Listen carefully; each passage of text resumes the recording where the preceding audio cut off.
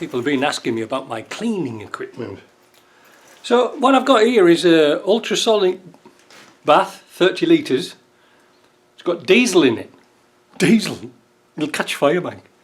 No, it won't. It's a nice solvent and it's gentle on bearings. It's like Glen Campbell is gentle on your mind. But this is the clever bit. Down here, we've got the outlet here going into a pump.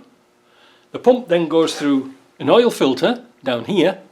It's very clear. It's there. Maybe I'll see it there. And then back into here. So when you turn the machine on,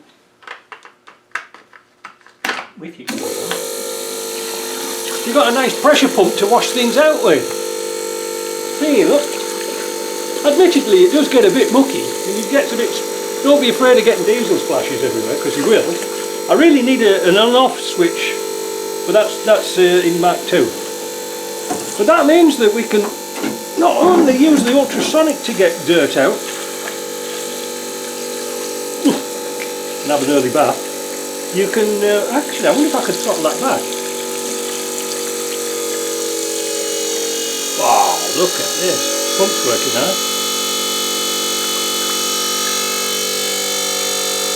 I can pump out all the oil wares inside. That's even better now.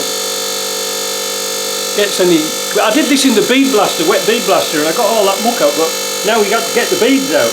So I'm gonna turn that on. I'm gonna put this ultrasonic back on. Keep turning it until it's all done, and I'll get all the other pieces cleaned at the same time. This is why I can't film this on, because it makes a noise like this. Wait a minute, wrong knob. I always get my knobs mixed up. But the vibration will loosen any dirt and particles, and then it gets, instead of sitting in the bottom of this bath, now it gets sucked into the oil filter. I amaze myself some days. Right, let's get cleaned up.